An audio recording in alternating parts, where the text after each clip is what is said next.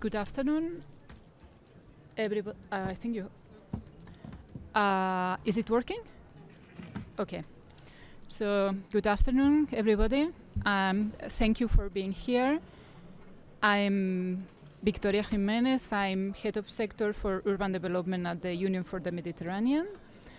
The Union for the Mediterranean is an intergovernmental organization gathering together the 27 EU countries plus 15 countries for the Mediterranean basin. We are working very closely with the Commission on regional projects, and for us in the Mediterranean, climate change is a priority, since the region is one of the regions more strongly hit by the effects of climate change, and there are no barriers as regards the effect of climate change. What happens in Morocco affects also to Spain. What happens in Egypt affects also to the neighborhood countries. So we are here today to promote two regional projects that are funded by the European Commission. We tend to hear about when we tend to think about cold when we speak about energy poverty. That's we tend to what comes to our mind is cold weather and heating, but I think that when we think about energy poverty, we should think also about hot weathers, because we should be able to ensure decent temperature inside the housing units in our Mediterranean countries as well. So we will be presenting today two projects, meetMED and PEEB.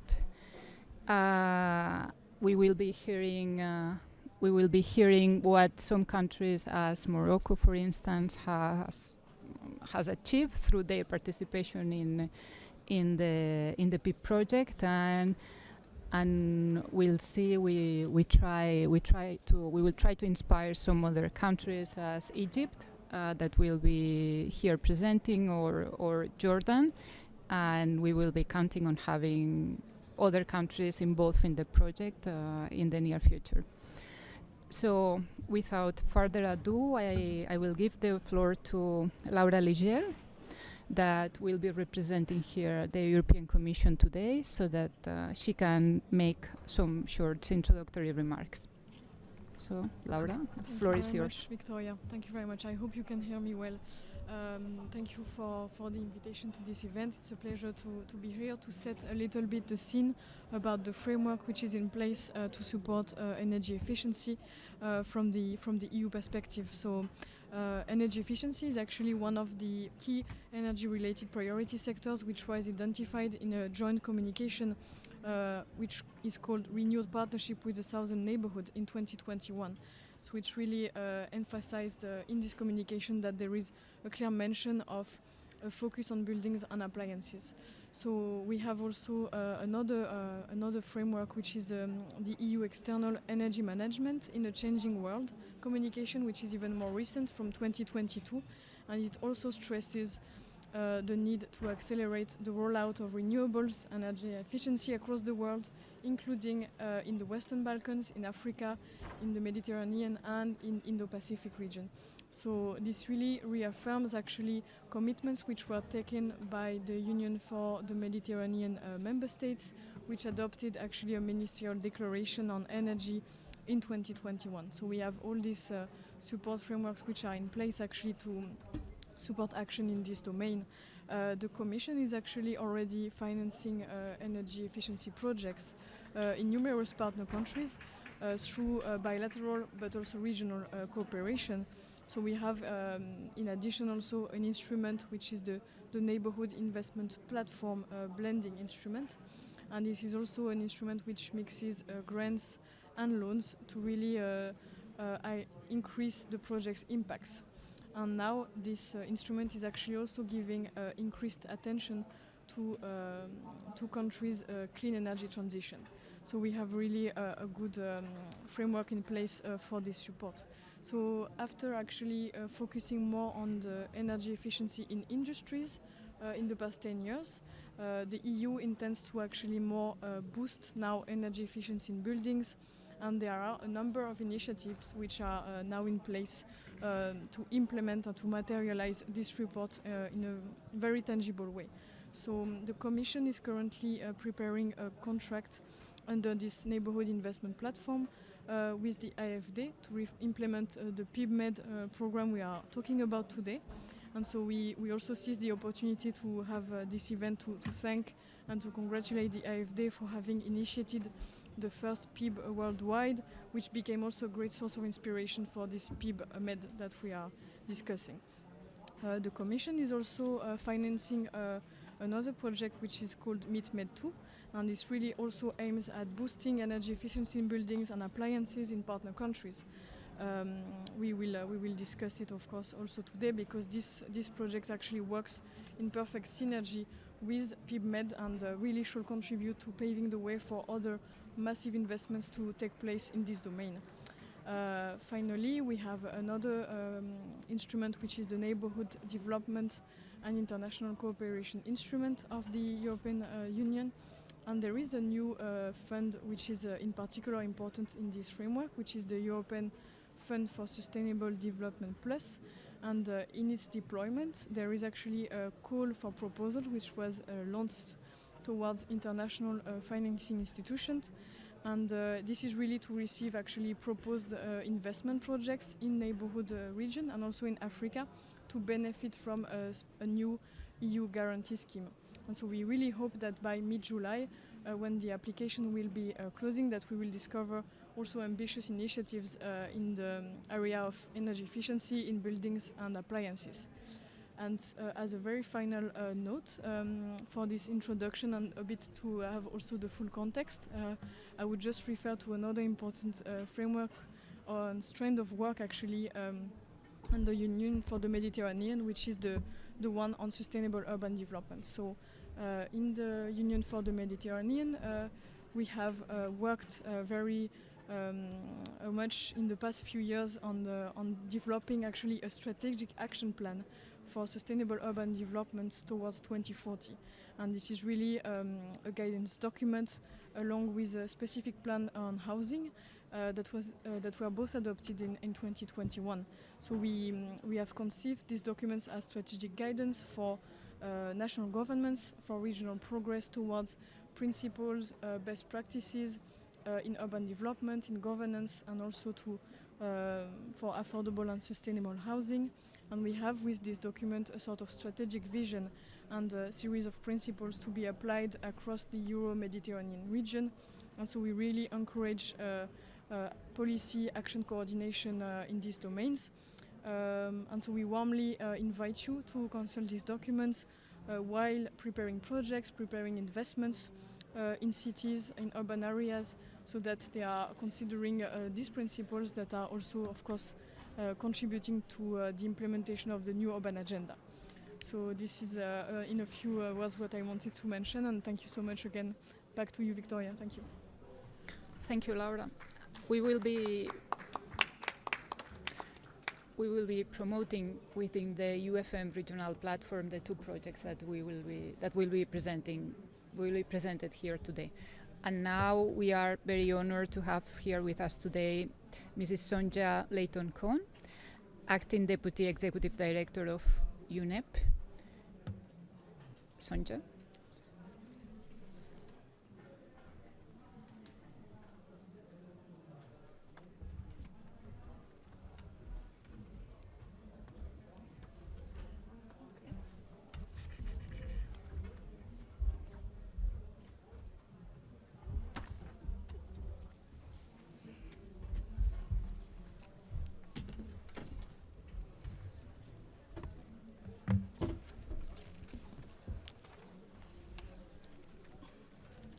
Good afternoon, Excellencies, distinguished guests, friends and colleagues.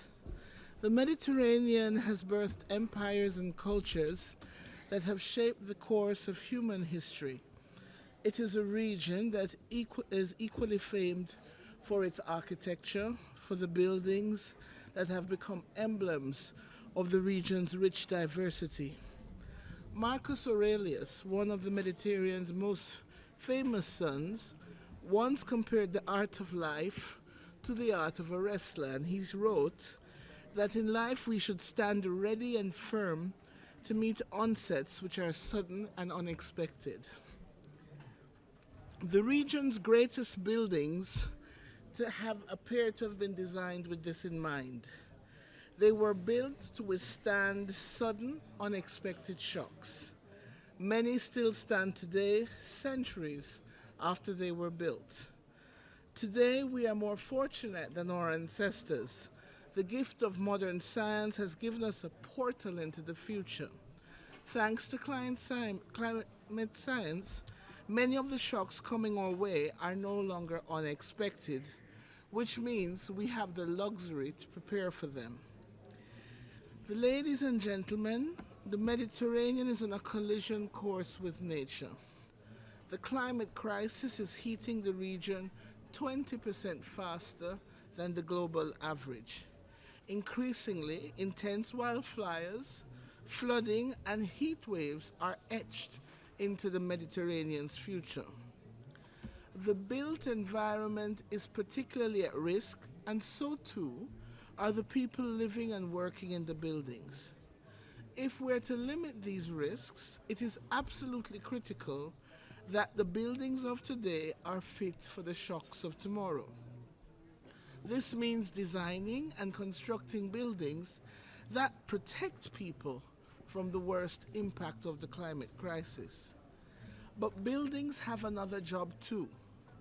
They can also be used to cut the emissions that are fueling the climate crisis in the first place. So they have a major role to play in determining how bad this crisis gets. Currently, the building and construction sector causes 37% of all energy-related CO2 emissions. Clearly, the way we build today is fueling the climate crisis. Future trends are not promising either. Half of the buildings that will be standing in 2050 have not yet even been built. The equivalent of Paris is projected to be added in floor space every 5 days. And in Asia and in Africa, building stock is expected to double by 2050. We simply cannot achieve the climate goals the world set in Paris unless we radically transform the sector. For this to happen, 3 things must occur by 2030. First of all, new buildings must be net carbon in operation with a massive push to retrofit existing buildings to make them energy efficient. Secondly, emissions from the manufacture, transport, installation, maintenance, and disposal of building materials must be cut by at least 40%. By 2050 at the latest, all new and existing buildings must be net zero across their whole life cycle, from their manufacture all the way to their use. The good news is that the measures we take to cut emissions in the building sector are the very methods that will also make the buildings more resilient. Take the increasingly extreme temperature spikes we're seeing as an example. Heat waves mean that buildings need to use more energy to cool them down. So, when it gets hot, we burn more fossil fuels, fueling more climate change. When it turns, makes it hotter, a vicious cycle. But when we use passive building designs, we can massively reduce the need for cooling. This lowers the amount of energy that the building uses, cutting emissions. We can also add green roofs that sequester carbon or reflective roofs that radiate the heat back, cooling both the homes and the planet. So by transforming the way we design buildings, it is possible to protect people from extreme heat and cut down on emissions at the same time. Nature-based solutions are another win-win solution for the construction sector. Replanting areas that have been disturbed with trees, roof gardens and food forests can lower the risks of flash floods, cool buildings, lower our energy demand, provide food to residents, and draw down carbon. Third, we need to recognize buildings and constructions as the massive job and investment machine they are. The built environment is responsible for around 7% of global employment, or more than 200 million jobs, and accounts for between 11 and 13% of global GDP. Building low emissions, resilient buildings also make financial sense. Investment opportunities in efficient buildings are projected to hit $24 trillion within the next 8 years. Yet, even though global investments in energy efficiency in the building sector rose by $184 billion in 2020, just above 3% of all investments into buildings and construction annually are for energy efficiency improvements. By the same token, if we delay action, the financial cost will be enormous. But there is only so much that one sector can do. Transformation will not be possible without government goodwill, both at national and local levels. We need to initiate changes to building standards, including mandatory building energy codes.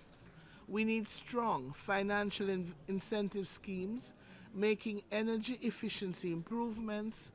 Passive house deep retrofits and sustainable materials need to be the new normal over conventional buildings and construction approaches. And we need to use public procurement as a lever to make public building sustainability front runners. Industry also has a key role to play in implementing these changes on the ground. We need the private sector to start rethinking building supply chains that take into account greenhouse gas emissions into its cost calculations, low carbon materials, and sustainable construction options, and offer them to the clients.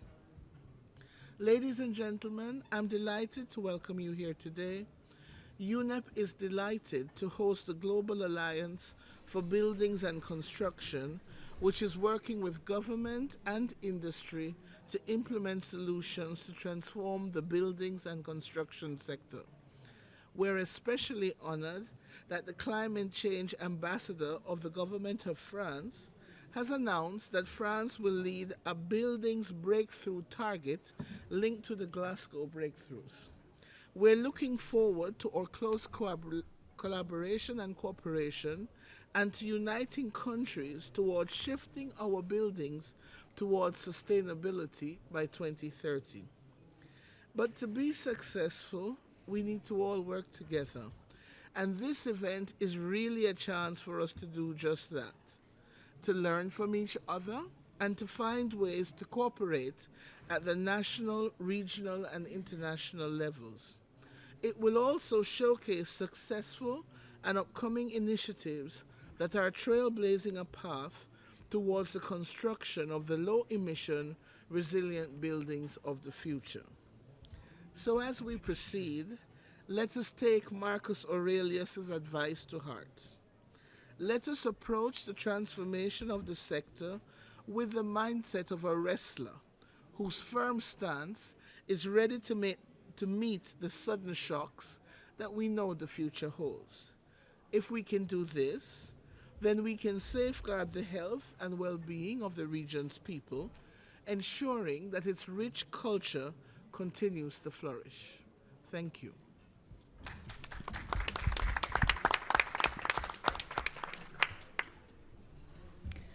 Thank you, Sonia, for your inspiring words. And we will pass now to the policy panel, where we will be hearing from we will be hearing national initiatives from 2 countries, from Egypt and from Morocco. We will give first the floor to Dr. Abdelhalek Ibrahim, Assistant Minister at the Ministry of Housing, Utilities and Urban Communities of Egypt. Okay, thank you, and good afternoon, ladies and gentlemen. Okay, so talking about the green housing in Egypt, at Egypt, one of the developing country, is quite difficult because more than 40% of the urban in Egypt are poor of life and poor of quality of built environment, and it's not easy to ask people who are living in a poor to convert their houses into green, and this is affect the climate change and the related aspects, because these housing mess the basic infrastructure. So it's a kind of how to make a balance between the brown agenda, the social agenda, and the environment. It's a kind of challenges. But when we make an assessment, when we made an exercise for making an assessment for a group of housing types and try to measure the thermal comfort and how the design affected the comfort, we discovered that about 10 to 20% of the living cost increase because of the design, because these houses are not efficient enough for energy efficiency, because they depend on the artificial air conditioning rather than the natural air conditioning. And at the end, if they are poor, they will affect negatively from the economic side. So we need to raise the awareness of people for making their cities or making their homes into green, in order to have an overall objective to decrease the low emissions at the country level, and also to take the benefits from reducing the consumption of energy and electricity consumption. In order to doing that, the government has 2 main initiatives. The first initiative, the government of Egypt produce a green pyramid code. So this is a code for building and planning and design the environment, the neighborhood as well. The code consists of a number of principles such as energy efficiency, water efficiency, indoor environmental quality, and also material and resources. So this code will, it's a kind of certificate for any housing projects in the future for a particular project. The second interventions, it's a green initiative projects, and this done at the new cities and the existing cities as well. The existing cities have a problem because cities in Egypt, the existing cities in Egypt, are very compact and dense. So we have only from 5 to 10% of the total area green spaces. So the per capita in Cairo, 0.3 meters square for each person. So if we make a comparison between this number and the benchmark is from 8 to 10 meters square per capita. So we need to have an initiative to increase the green spaces in the existing cities, and this is we have a number of solutions for the existing cities. Regarding the housing in the new cities, we have an initiative for implementing about 25,000 dwelling, now currently implemented and finished by the end of this year. And are expecting next year we reach 100,000 dwelling unit based on the green housing technique. This the green housing based on the assessment we did, as I mentioned in the beginning, we make an assessment and taking some lessons in terms of the material, in terms of the design of the building, the clustering of the building, all of these interventions, all of these assessment making us a new interventions for a new housing in the new cities, and this is part of the Green Initiative projects. Thank you.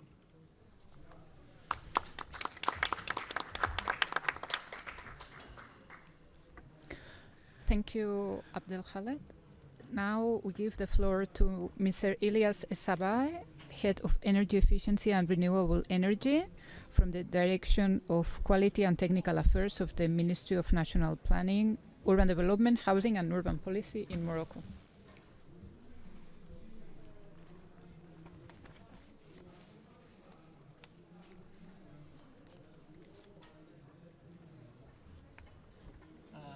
Thank you, Madam Victoria. Thank you, Madam Victoria. Good afternoon, distinguished speakers, dear audience. I'm glad to participate today in this expert panel about addressing low emission and resilient buildings in the Mediterranean region, and to be able to share some insights about Moroccan experience in terms of policies and action to promote low carbon transition in building sector.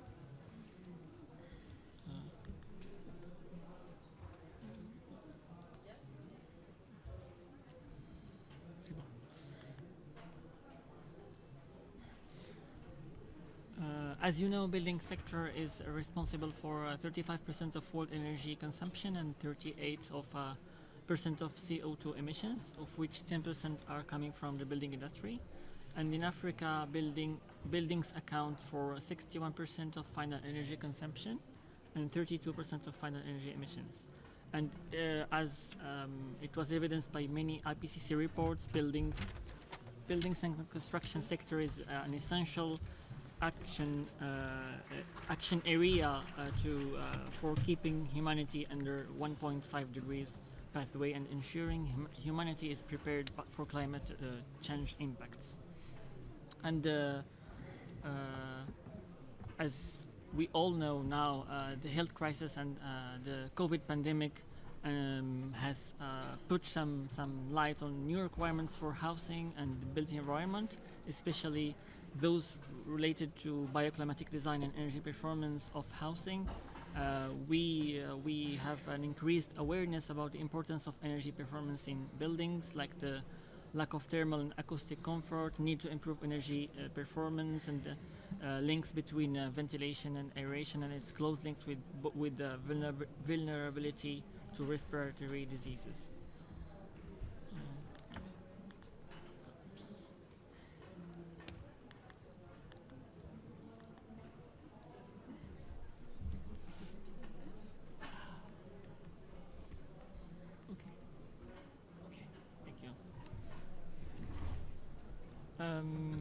In Morocco, the final energy consumption is about 33%, and the big share is coming from butane gas. It's about 79%, and 25% from this energy consumption is in residential sector, and 8.2% in the tertiary sector. Now I will be speaking about some actions and selected actions and policies to enhance resilience and decarbonization of the building sector, and many of those actions were undertaken thanks to the PEEB program.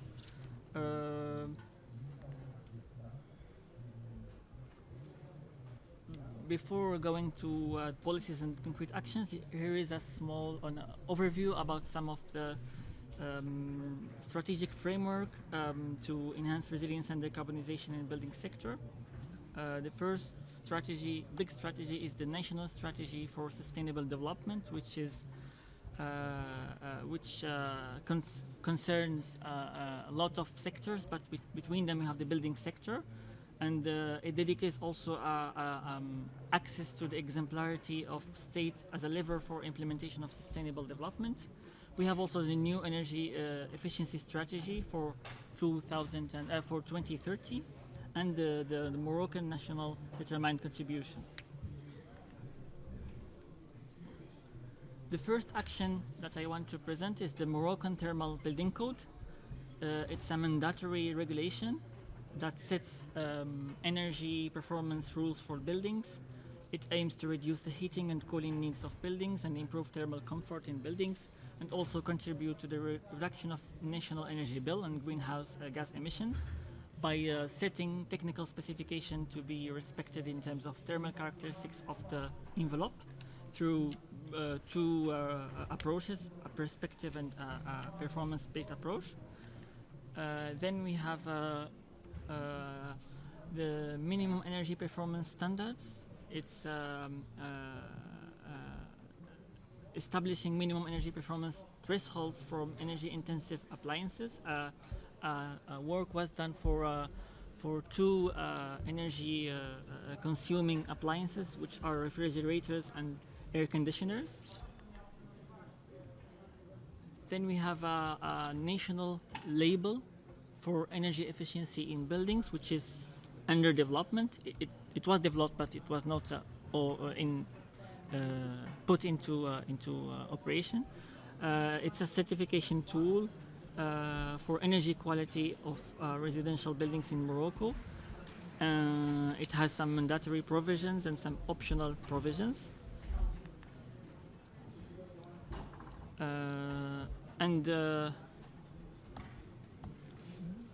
Yes. And to meet the challenge of resilience and decarbonization in the building sector, we were inspired by the global ABC model. So we created a national alliance as a partnership framework to mobilize all the sector stakeholders, including all the professional federations. And the goal is to make a meaningful contribution to achieving climate change goals. This alliance aims to develop a common vision to fight climate change in partnership with all stakeholders, and to raise a little bit awareness of the building sector to reduce GHG emissions. In partnership with the PEEB program, we prepared a project which is called Improving Energy Performance of Moroccan Households. We build on Nama habitat that was developed in Morocco in 2016 to develop a bankable project that was submitted to the Nama Facility Fund. The project now is under a detailed preparation phase, it includes three main components. The first component is construction of new energy efficient housings by an incentive that will cover the additional energy efficiency costs for social and mid-income housing, and rewards the energy efficiency ambition beyond the national regulation. In this component, private real estate developers and local subsidiaries of Al Umran Group, which is the national housing operator, will track energy efficiency improvements in new constructions. The second component is promoting energy efficient appliances, and the third component is a technical assistance program that will support regulatory improvements and enforcement, and provide technical assistance and awareness raising for households on energy efficiency. Then we are also developing a pilot project on improving the living conditions of rural households in mountainous areas affected by climate change. This project is targeting some specific category of citizens, which are people living in landlocked mountainous areas in the Middle Atlas that are experiencing difficult climatic conditions, and it aims to improve their living conditions and reduce the impacts of climate change through four main components about rehabilitation and upgrading of housing, equipping homes with clean energy production, improving infrastructure, and preserving local knowledge and cultural and intangible heritage through implementation of some generating activities and capacity building.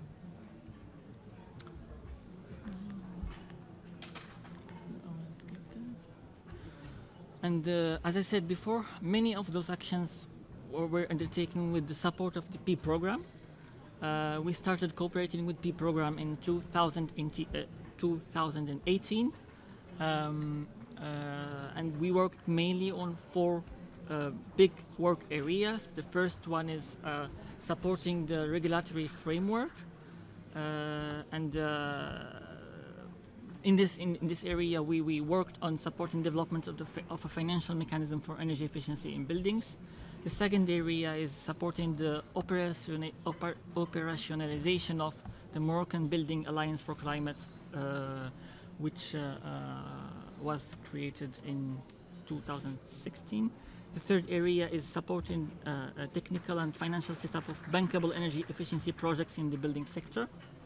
And in that framework, we submitted the NAMA facility, the project to the NAMA Facility Fund. And the last area is the capacity building and knowledge sharing. We organized many awareness raising seminars on energy efficiency in buildings for the benefit of various departments and also for our department, ministerial department, and also many training sessions on energy efficiency financing. Thank you.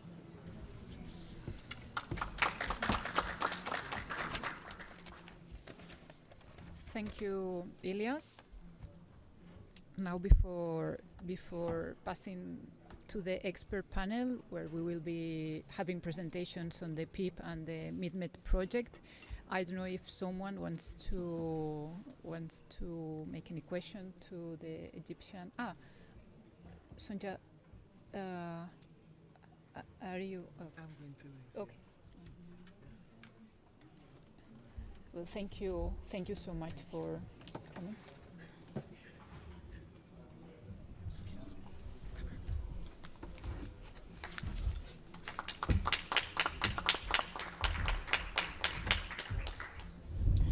I don't know if someone wants to make any question to the Egyptian or the Moroccan representative. Okay. Are there?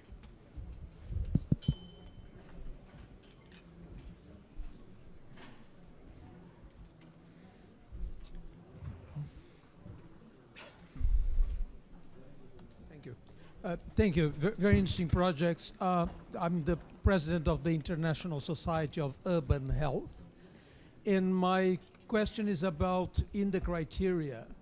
I mean, there's a number of benefits that can be accrued by energy efficient buildings. But on the other hand, if you trap air, or if you use materials which can be carcinogenic, for example, then you're undoing your good. So how are you responding to that?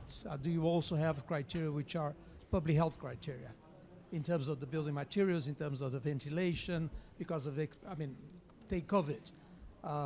Ventilation is crucial for, reducing infection rates. So I wonder if you can say something about how are you responding to that. Thank you. A very interesting project. So when we make the assessment for the existing housing and translate this assessment into a code, a green code for building, this consists of a number of 4 components, and each component have a number of sub-criteria. So, for example, energy efficiency has a number of criteria in order to save energy in house. But as you mentioned, the criteria is quite is not static, because it's different according to the situation of, for example, the health situation of the country, of the world, or different from social class to another class. Because again, when I'm making a green housing for high income or for the middle income, it's different than the low income or the poor people in terms of the material, in terms of the design, in terms of the density, and so on. So we have a number of criteria, and each criteria has a scoring. So it's a kind of a scoring system for the importance of criteria to another. More or less. You didn't say if you have health criteria. For example, asbestos, is it forbidden? I mean, there's Right. the amount of ventilation in any building can be for the poor or for the rich. it does impact on transmission of infectious diseases such as COVID. Are those criteria contemplated? I ask that because in some of the green building codes, they're not contemplated, but time is evolving and presumably they could have been. To be honest, before COVID, we haven't in our code a criteria for measuring the health and the impact of the design or the housing on the health.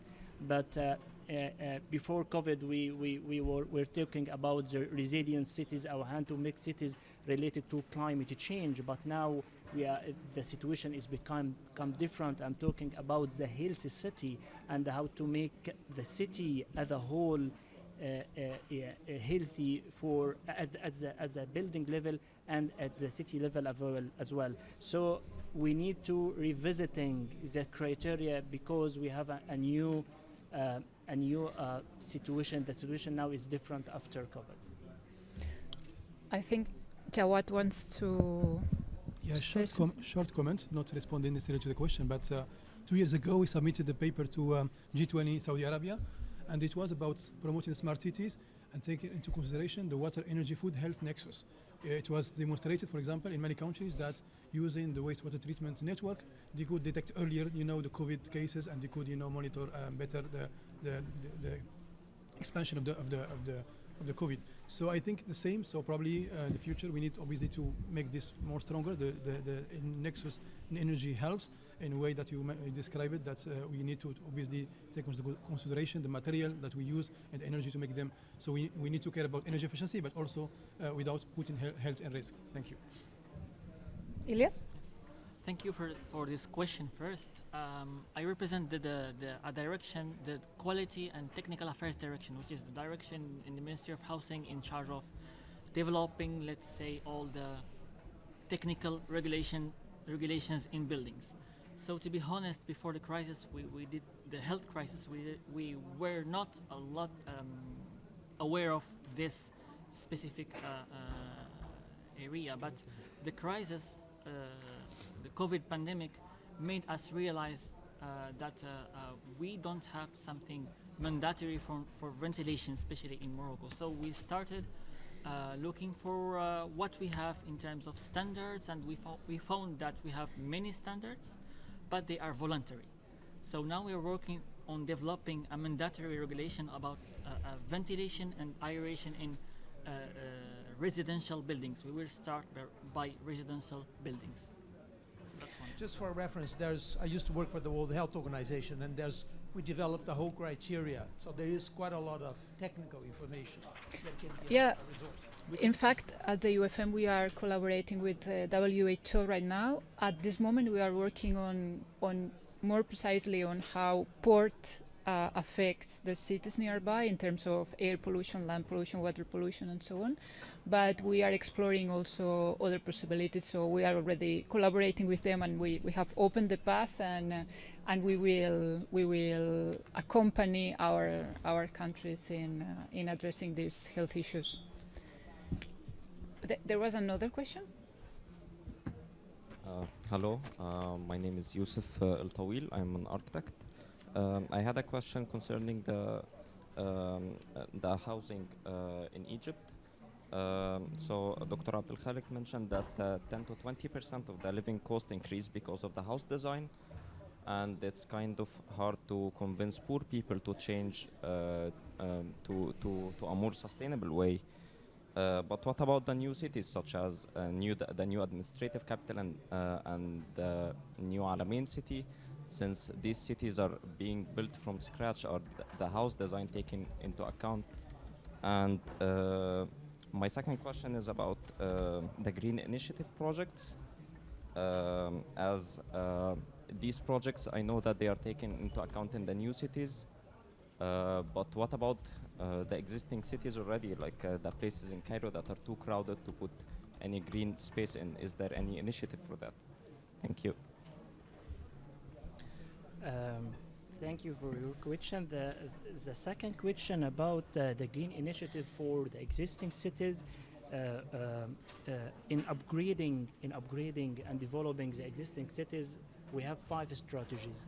One of these strategies is to reuse the brownfield into green spaces and public services, and this is definitely will impact positive on the density and the percentage of gray and green pattern, because the ideal case, you have a percentage of the green spaces for each city from about 20 to 25% of the urban agglomeration, but in Egypt only 5% maximum. So in order to increase that, we need first to reuse a brownfield into green spaces.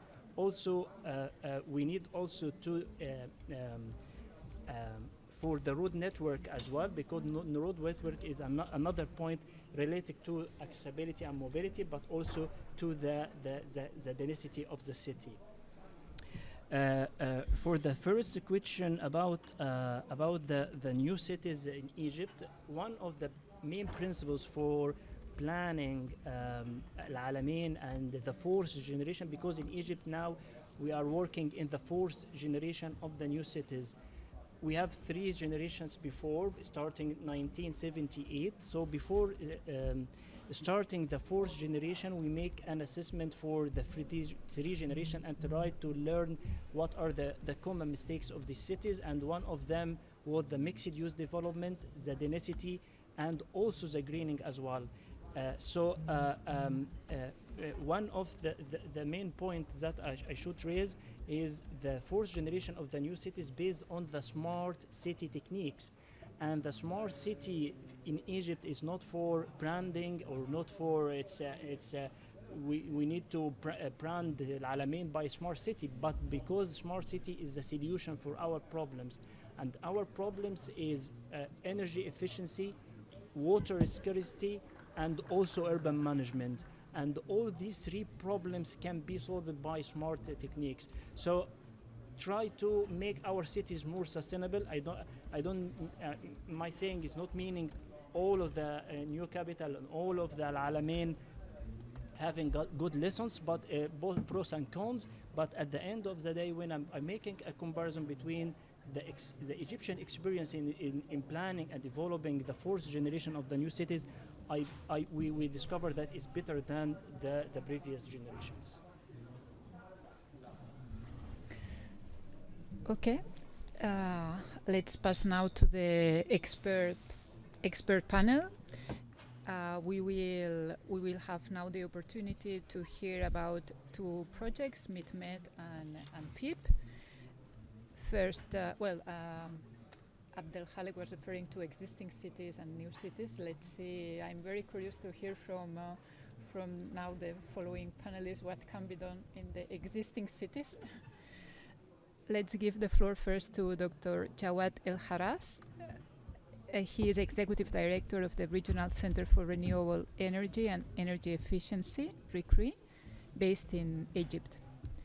So, Dr. Jawad, the floor is yours. Thank you very much, Victoria. Good afternoon, distinguished panelists, distinguished audience. Pleasure to be with you today. So I will briefly present meetMED 2 project, what we do in this project, vis-a-vis the energy efficiency in building and appliances in the Mediterranean region. So if my presentation would be there, I can slide. Yeah. So I will briefly present the goals in the context of the project. So it was already mentioned earlier in the many presentations that the building sector is one of the most consuming, energy consuming sectors. If we talk globally, it's around 40%. If we talk about the Mediterranean, it would be between 20% to up to 35%. Huge, with the rapid population growth and urbanization. So obviously that's make it really impactful to really invest in energy efficiency in building and appliances in the region. And obviously it was also it's this energy efficiency in building also is in the core of the action plan of the energy efficiency action plan in the countries of the Mediterranean region. So the project is mitigation enabling energy transition in the Mediterranean region. So we are running the phase 2. We started with phase 1 2 years earlier. From the first phase we got many lessons, and one of the lessons is we need to focus on energy efficiency in building appliances. So we started last year. We are running for 4 years till 2024. It is funded by the European Commission, and the main organization coordinating this project, meetMED, which is the international non-profit organization gathering the agencies around the Mediterranean dealing with the energy efficiency or energy management in the region, in the countries, sorry. And RICRI, which is the intergovernmental organization. We are having 17 Arab countries on board. So the main objective is to enable the adoption of energy efficiency and renewable energy practices in the Arab countries. So we work, as you can see down in the logos, so many national agencies of energy efficiency or energy management in the Mediterranean countries. Sorry. So as I mentioned it, so we have done a lot of work during the phase 1. So we build on this first phase of the project, so we can access to all the publications and the output of the project on the website. So the objective of this second phase of the project is mainly to contribute to improving the energy security of the target countries. We have 8 southern Mediterranean countries, target countries: Algeria, Morocco, Egypt, Libya, Jordan, Palestine, Lebanon, Tunisia. So the idea obviously to reinforce, to foster transition to low carbon economy, so by contributing to more stable, efficient, competitive, climate resilient, socio-economic context in the countries. So 2 pillars, so the massive deployment of renewable energy and energy efficiency measures in building appliances sectors, in particular the southern Mediterranean, accelerate obviously the clean energy transition, and the public awareness, which is very important, public awareness on the energy's major stakes and challenges increases, so fostering public and private sectors involvement towards more energy efficient building appliances sectors. Sorry. As I say, the focus is on energy efficiency in building and also on appliances. So energy efficiency and resilience building, this is the objective, and also efficient and performant appliances. So this is obviously contributing to the energy transition process in the region. So we have very ambitious targets in terms of share of the renewable energy mix in the upcoming years, but also the level of energy efficiency. So there are a lot of effort to be done. We need to identify and remove the bottlenecks. We have many. So in terms of regulations, for example, sometimes we have regulation, but it's not enforced. We have sometimes not harmonized norms or standards. So a lot of work to be done in this area. Also in terms of there is no technical tools, and also capacity building is needed, so training expertise. In terms of the market also, it needs to be restructured, so effort need to be done in this area. Also on access to finance, this is very important. So there is funding, there are funding from international financial institutions, etc. But many countries don't know how to access to this finance. The awareness is very important. Though, as I said, the public sector, the private sector, how they can contribute to this effort of more energy efficient building in the region. So we have several work packages. The idea is to intensify energy efficiency measures and increase the investment in energy efficiency in the building appliances. The output one expected from work package 2 is to have enforcement of the laws, the regulations, harmonization of standards and codes. Work package 3 and 4 we have as output, main output, structuring the market and having tools available to help the decision makers in particular. Work package 5 has as a output, main output, financing instrument available. So we have several activities in this area. We'll explain later. So the idea is to facilitate the access to finance, and the work package 6 has as an output mobilization of obviously of the different sectors of the society, and also dissemination of the output of the project. So we work at the regional level, but a lot of work also is being done at national level, at local level, closely with the national agencies of energy efficiency in different target countries. So the focus on activities promoting efficient building in the Mediterranean. So in terms of harmonization of policies, so we have organized the first meetMED week at the last March. We gathered the main stakeholders in the region.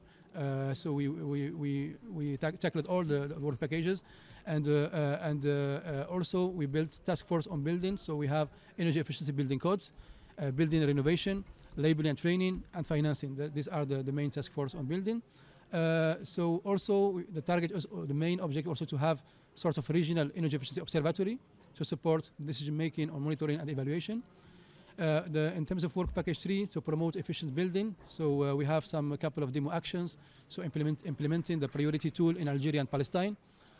Also providing technical assistance on energy performance contract, in particular in Tunisia and Palestine. Training materials are available online. Also a guide and methodology for the water energy nexus in Jordan, Algeria, and Morocco and Palestine. So it was mentioned earlier. So the nexus means that we need to ensure not only energy efficiency but also the water efficiency. So when it comes to building, so water recycling, so we need to take into consideration both at the same time. Also tools and audits for schools renovation in Algeria, Jordan, Lebanon, and Palestine. Also some tools for public building concerning all the countries. Promoting as well the green building labeling in all the countries. Also studying the potential of district cooling. Last March we invited all the countries to visit the district cooling in the new administrative capital in Cairo. The capacity building activities also, so targeting twinning agreements, professional training, MOOCs and webinars, guidance, study tours. We are expecting a study tour in Paris next September, etc. In terms of the work package 5, which is access to finance, so it's about informing, promoting the existing funding mechanisms, identifying and designing the bankable projects, gathering the whole, the stakeholders, so the energy sector people, the housing people, but also the international financial institutions, the local banks, and all the private sector interested in this area. So network and dialogues is done through organizing what we call Mediterranean Sustainable Energy Investment Forum. We have a regional one, we have national one. Last month we organized one in Jordan, and one will be organized probably next September in Morocco as well. So this to foster the links between the financial organization and also the building sector stakeholders. So this is from the last meetMED week. So we had a very interesting participants from all the stakeholders from the region, from the European Commission, from the target countries, from the League of Arab States as well. And the main output was energy efficiency first. So a lot, we're talking in the Arab countries, we're talking about more than $17 billion US dollar in the last years invested in renewable energy. But energy efficiency, there is not equivalent investments. So we need really to invest more in energy efficiency because it's like a new, a new energy resource. So some of the activities that are planned soon in this year. So we have, tomorrow, an online course. Training course on energy efficiency financing mechanism with a focus on Tunisia and Egypt. So tomorrow it will be online. It's available for everyone. On July, by the end of July, we have also technical training on energy efficiency indicators in Jordan. So we will train people on how to develop this energy efficiency indicators. In September, we have a district cooling program and study tour in Paris. So to show the good practices from the Fraîcheur de Paris in France.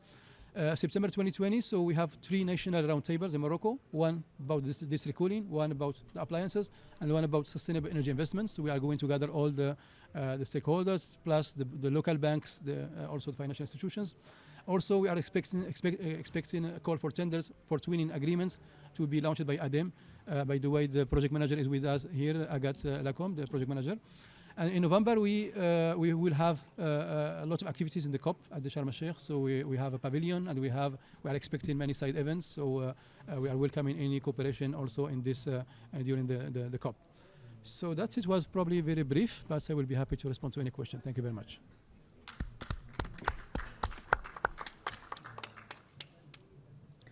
Perfect.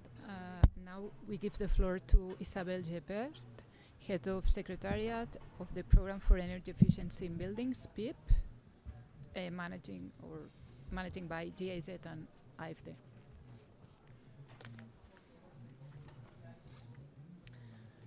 Thank you, Victoria. I hope you can hear me well.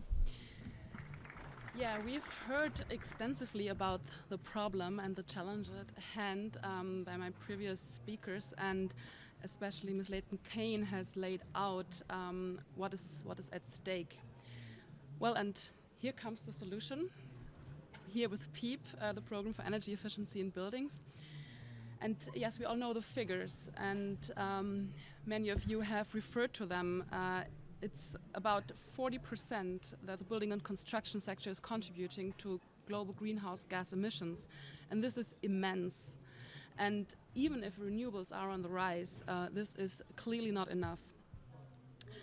The construction sector is booming in many countries, as we know, and there's an enormous increase in floor space area expected. We have heard the figure, it's about doubling until 2016, and this is, as Ms. Layton-Cohen has said, the size of Paris every week. So on the one hand, this is a huge economic opportunity, which she has also laid out, but at the same time, this is a huge risk that energy consumption and emissions from the sector will explode in the decades to come. And this is if we do not consciously shape the transformation from today. And the risk is intensified again as climate change is evolving, and Sonja has also laid out this, and cooling needs are rising, and buildings are at a particular risk for extreme weather events, and we have also heard that in the Mediterranean regions this is indeed even a larger threat than in other regions. So we really need a massive shift towards sustainable construction retrofitting, and this is particular also a need in increasing energy efficiency. Yes, and here's where PEEB is coming in. PEEB, the Project for Energy Efficiency in Building, is transforming the building sector through a combination of financing, policy and capacity building, with the vision to achieve a zero-emission resilient building sector. PEEB is a French-German initiative that has been launched at COP22, and this unique value of combining financing and policy has this opportunity to really bring projects to scale and across the entire sector to achieve long-lasting sector transformation. For this, PEEB can tap into the expertise of its implementing agencies. This is the French Development Bank, AFD, which has been referred to as well in the previous presentations. AFD is bringing the money. The German International Cooperation Agency, GIZ, where myself is coming from, with our expertise and local presence in many countries around the world, and ADEME, the French Agency for Ecological Transition. Together we provide, since 2018, policy support, large-scale project financing, and professional capacity building. So how does PEEB work? On the financing side, and we just heard from my previous speaker that this financing is key and is also a huge lack in the energy efficiency and building sector. So AFD is with its money making large-scale building projects green through technical support and funding.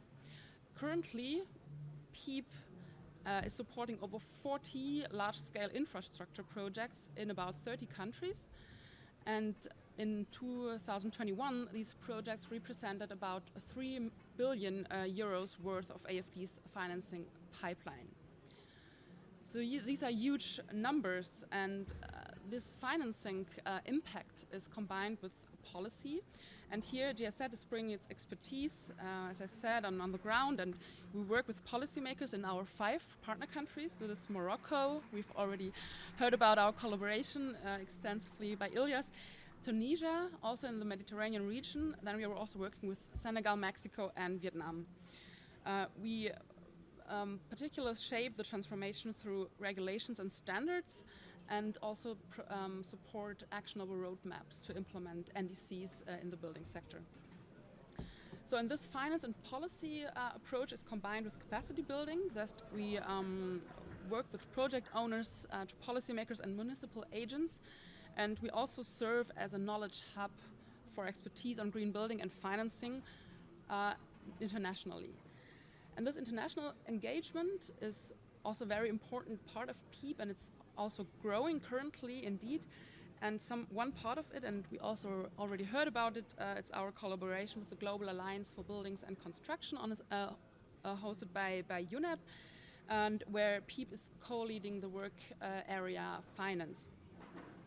And also our work with IDFC, the International Development Finance Club, a club of 27 development banks, is an important collaboration that we have initiated last year to stimulate knowledge sharing on green building finance among development banks.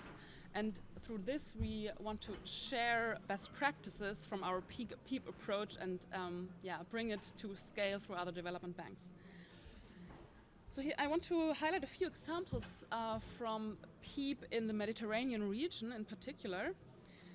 So we support countries in developing large-scale national incentive programs, and we already heard of this by Elias, that we have worked on this with our Moroccan partners, and in particular also to apply and to get access to climate finance also from international sources.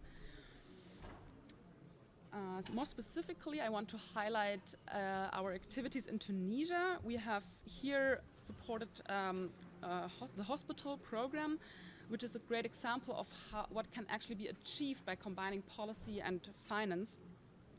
In 2019, Tunisia received a 158 million loan by AFD, which supports, was there to improve the energy efficiency in 2 large regional hospitals. And at the same time, the policy side of PEEB has provided training and supported the partners with an energy efficiency guide and a green building code, which was established for hospitals. And so this combination of the financing and the policy support, Tunisia is now able to make 11 more planned hospitals energy efficient by 2030. With a total volume of about 1 billion euro, which has been actually mobilized from other sources. So this is a very interesting example where we also see how actually the conditions of like workers in the hospitals and patients become get improved by energy efficiency measures in the sector. Just to give you a small glimpse of what PEEB has reached beyond that in the Mediterranean region so far, I will name a few projects that PEEB has been supporting, especially through the AFD financing pipelines. This is the renovation and extension of private schools in Egypt, indeed, in Lebanon and Morocco as well, the construction of a nursing school in Palestine, an upgrade of pharmaceutical facilities also in Morocco, and an upgrade of Tunisia's national port infrastructure. The overall pipeline in the region is about 600 million euro that is supported by PEEB, so this is also an important sum. Now I want to close by pointing to the next steps we will take in the region, and my previous speaker on the panel from the European Commission has already pointed to the PEEB Mediterranean branch that will be launched this year, the PEEB Med. So Laura has already announced that AFD and the European Commission will partner up to launch this regional initiative in 7 countries in the region, and here we will work with Algeria, Egypt, Jordan, Lebanon, Morocco, the Palestinian territories, and Tunisia. PEEB Med will also combine technical project assistance to integrate energy and climate targets in line with the NDCs, with investment grants to partially cover the extra costs of energy efficiency measures. PEEB Med will closely coordinate with our partners here present, with UFM and with meetMED. And it is there to raise awareness, disseminate knowledge, and unlock synergies between policy support actions and energy efficiency financing. So again, here we will bring the PEEB approach to scale, and we'll bring it to the region in a more advanced manner. So we are here today, and we have tested the PEEB approach for more than 4 years now. And yes, it brings solutions to the ground and also to scale. And we're now at the point where we really want to amplify the PEEB approach at the international level through PEEB Med, and we are very, very eager and very happy to be able to continue with support of the European Union our work in the Mediterranean region. And indeed, we also see great potential to extend this approach to other banks and to other regions around the world. So we're looking forward to hopefully continue this journey. Thanks very much for your attention and for having me. Thank you, Isabel. After your experience in Tunisia and Morocco, we are very excited about extending the program to more countries in the region. So we'll see if we are able to encourage all those countries to be actively involved. Perhaps we can open the floor now. I don't know if someone wants to make any question to Isabel or Jawad.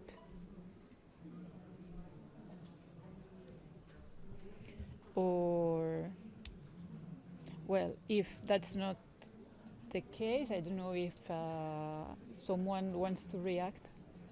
Okay, sorry. Okay,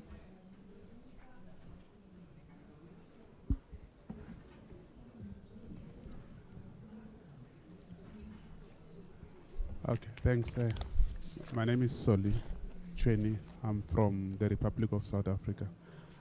Just a quick one. I just want to check in terms of the expansion of PEEB. Maybe your anticipation around maybe extending to SADC countries, SADC country of the African continent.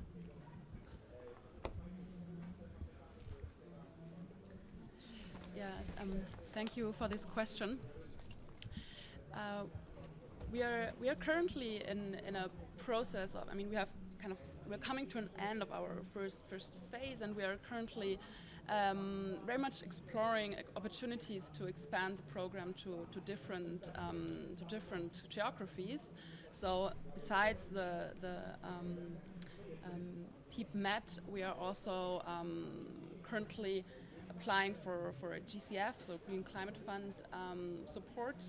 And with this, we could also indeed include more countries in Southern Africa and also in other geographies.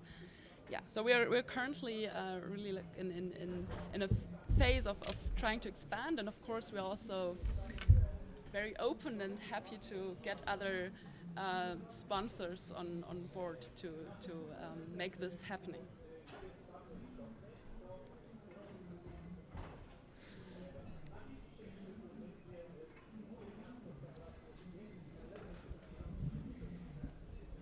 This is very exciting. I think it's interesting. What's coming to my mind is the possibilities for monitoring, evaluation, and learning in these countries, because as you obviously need, you want to expand, you need a lot of the local understanding, people who build, people who, the whole setup.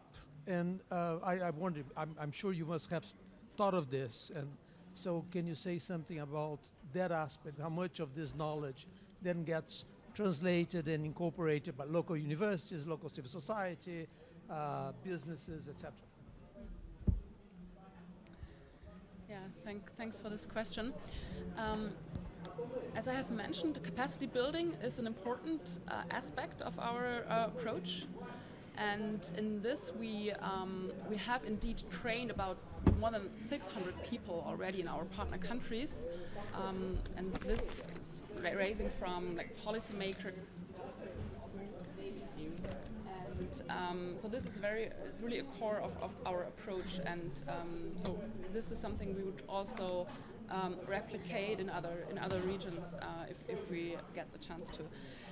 And in terms of data, I'm sorry, I was not sure what you exactly meant. I mean, like what we gather in terms of our impacts, or?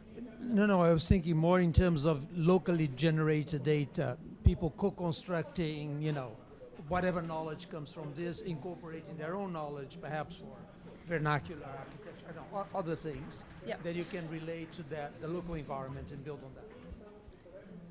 Yeah, indeed. Thanks for raising this. This is also a core of our approach, indeed. Especially, for example, in Morocco, we have supported the development of the national building codes, and here the national knowledge, the local knowledge, was a very important contribution that has been included to the code. So it's not that we are coming with a one-size-fits-all solution from like an international perspective or from a European perspective. It's really that we work closely on the ground with the local knowledge, and this is also something we very much believe in. Indeed, you know that, I mean, people have lived in these geographies for centuries, and they often have a very smart and also future-proofed approaches on how to build and how to build in the climate conditions they are living in. And this is something we really, this is a big issue for us. We really want to include this because these are often very effective passive measures, indeed, as passive, like passive ventilation, etc., that have been proved for centuries before, like, electrical appliances were available. So yes, we really think of this. Thanks.